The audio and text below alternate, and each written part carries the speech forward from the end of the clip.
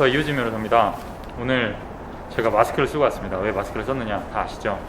지금 코로나19 때문에 되게 정말 사회적인 분위기가 흉흉해지고 사람이 서로 대면하는 것 자체를 좀 피하고 좀 이런 안타까운 정말 마음 아픈 상황이 있습니다. 오늘부로 1000명이 벌써 넘었습니다. 네, 확진자 수만 해서 분위기 좋지 않습니다. 뭐 잠깐 촬영할 땐 제가 벗도록 하겠습니다. 계속 이렇게 쓸 수는 없으니까. 또 그다음에 이제 듣던 좀 반가운 소식이 그 코로나 3법이라고 하죠. 그게 오늘 국회 본회의에 상정돼가지고 이제 법안이 통과가 됐습니다. 이제 법안 통과가 됐으니까 이제 정부로 이송이 될 거고 대통령이 원래 이제 법적으로 따지면 15일 안에 공포를 하게 돼 있어요. 네. 그다음 20일 안에 이제 공포된 법률이 상정이 될 겁니다. 그리고 이제 시행일은 문제가 조금 되는데 그거는 조금 이따 말씀드리고, 어쨌든 오늘 2020년 2월 26일이죠. 네. 지금 어쨌든 국회 본회의 상정된 우리 코로나 3법이 통과가 돼서 곧 정부로 이송될 거고 15일 이내에 공표될 거라는 걸 일단 말씀을 드리고요. 그 잘 모르시는 분들이 계실 수 있어요. 이런 법률들이 어떻게 제정이 되고 어떻게 또 공포가 되고 이런 것들. 제가 간단하게 아주 간단하게 설명드리면 그 우리나라 법 만드는 사람 누구죠? 국회의원. 국회의원이 법안 발의를 할 수 있고요. 그 다음에 정부가 또 법안 발의를 할 수 있습니다. 그래서 전에 거를 의원 입법이라고 하고 두 번째 거를 이제 정부 입법이라고 하죠. 정부 발의라고 하는데 일단은 그 투 트랙으로 운영이 되고요. 정부 같은 경우에는 이제 발의를 하려고 하면 여러 가지 절차를 많이 거쳐야 돼요. 근데 이제 국회의원 같은 경우는 국회의원 원래 본 그 취지 자체가 법을 만들기 위해 존재하는 사람들이기 때문에 위원들 한 10명 정도의 이상의 동의만 있으면 일단 법안 발의가 가능합니다. 그러면 이제 국회의장한테 자기네들이 이제 발의한 법을 보내요. 그 다음에 의장이 발의된 법률을 소위원회라고 있습니다. 전체적으로 보면 상임위원회 안에 속한 건데 가령 코로나 관련돼서 보면 이제 보건복지위원회가 있겠죠. 이제 국회에 그런 상임위원회로 보내서 상임위원회에서 또 이제 법률 관련해서 소위원회랑 좀 논의를 한 다음에 어느 정도 법안이 확정됐다고 하면 이제 법제사위원회로 보내서 법제사위원회에서 이제 컨펌이 되면 법률적으로 뭐 다른 것과 어떤 저촉되는 규정이 없는지 이거를 법률로 바로 시행할 수 있는지 이런 것들을 살핀 다음에 이제 본회의에 법제사위원회가 상정을 하는 겁니다. 그래서 오늘 본회의에서 통과가 된 거죠.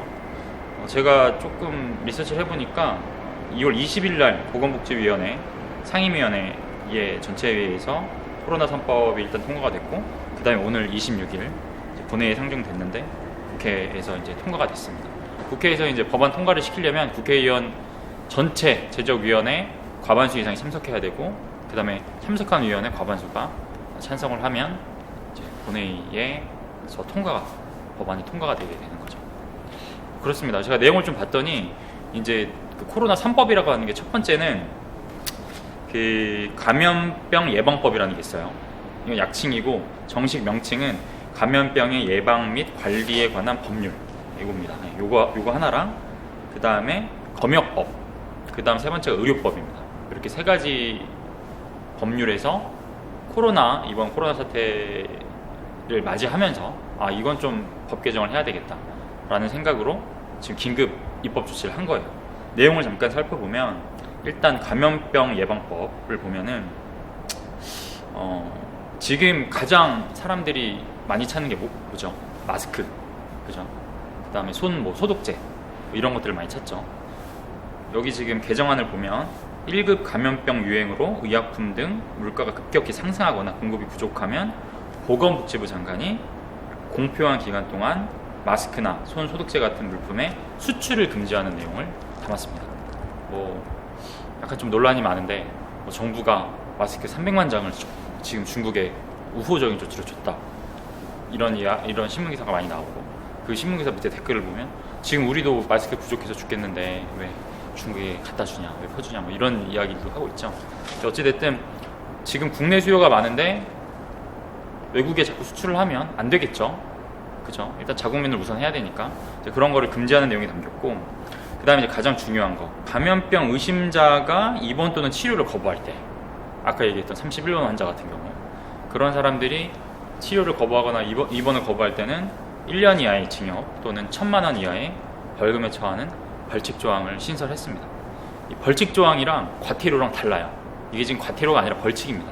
벌칙 조항이랑 과태료가 뭐가 다르냐면 벌칙은 정말 말 그대로 형사법상의 제재예요. 우리가 통상 이야기하는 벌칙 조항에 걸려서 벌금을 내게 되면 그건 전과가 됩니다. 네. 근데 과태료는 그냥 전과랑은 상관없어요. 그냥 행정벌이라고 보시면 됩니다. 우리가 뭐 가령 운전하다 교통을 위반을 했어요. 교통신호를 신호위반 걸려서 딱지 떼죠. 그런 게 행정벌이에요. 그런 건 전과는 아니에요. 돈 내는 건 똑같지만 뭐 그런 거는 좀 구별을 하셔야 됩니다. 어찌됐든 벌칙 조항이 이렇게 신설이 있다. 그 다음에 그 감염병 취약계층 뭐 어린이나 노인이나 이런 분들한테 마스크나 위생용품을 정부가 지원할 수 있게 그렇게 크게 보면 3가지를 감염병 예방법에서는 지금 개정을 했습니다. 근데 뭐 일례로 왜 그런지 모르겠는데 코로나 관련해서는 어린이들이 크게 코로나에 감염이 되거나 이러지 않는다고 해요. 왜 그런지 잘 모르겠는데 보통은 전염병이나 바이러스 같은 게 이제 면역 체계와 관련이 있고 면역 체계가 취약한 계층을 꼽으라고 하면 어린이나 노약자를 꼽는데 이번 코로나 바이러스 같은 경우는 어린이들한테는 거의 전염이 안 되는, 감염이 안 되는 그런 좀 특이한 케이스라 되게 의료계에서도 의외라고 지금 생각을 한다고 합니다.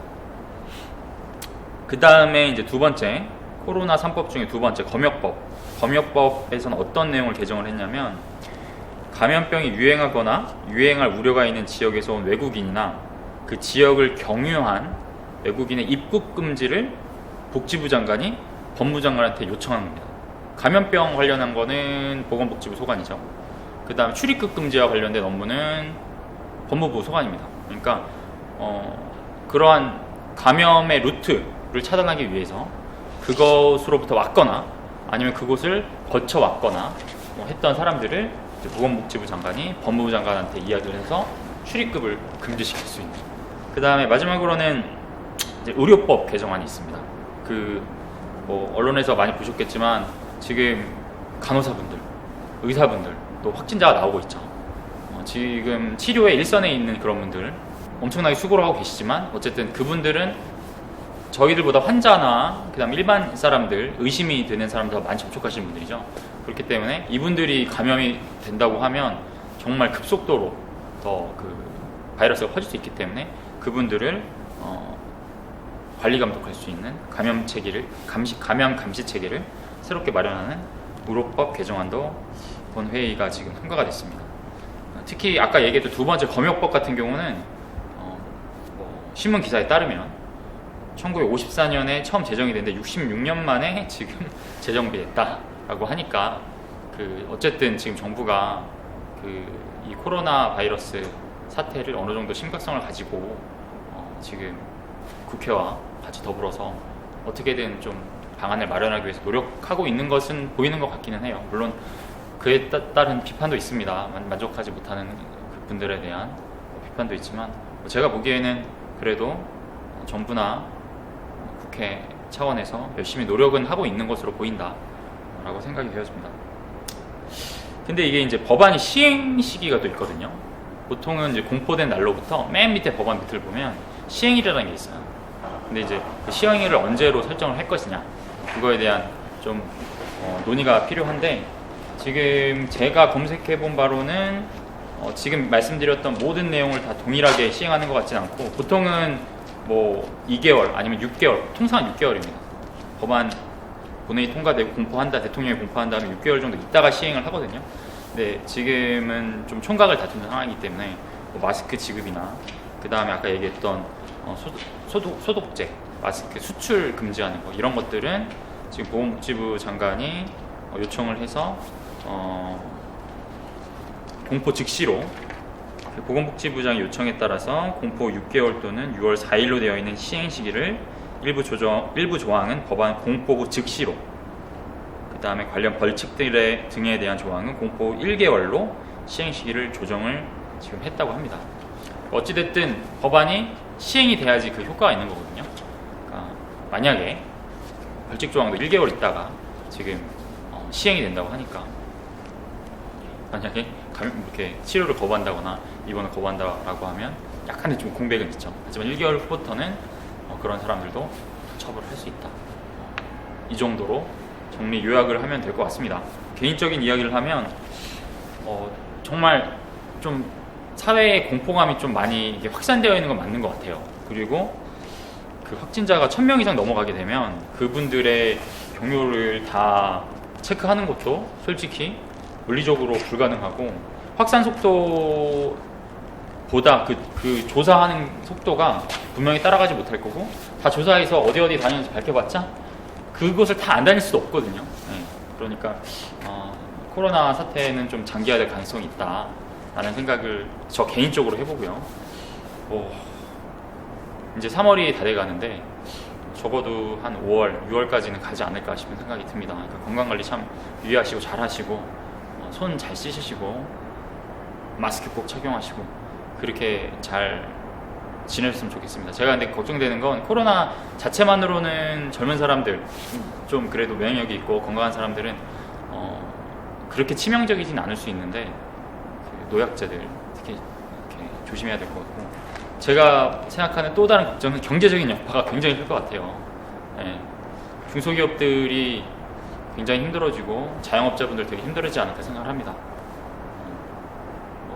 기업 회생 하는 회사들도 많이 생길 것 같고, 줄도산하는 업체들도 회생 절차 들어가는, 큰 기업의 회생 절차 들어가면 그 밑에 중소기업들은 다 줄도산 하는 거거든요. 그런 것들이 좀 많이 걱정이 됩니다. 어찌됐든 이 위기를 국민들이 서로 좀 힘을 모아서 또 긍정적인 마음으로 이겨낼 수 있다는 긍정적인 마음으로 잘 이겨냈으면 하는 바람이 있습니다. 네, 오늘 여기까지입니다. 건강관리 잘하세요.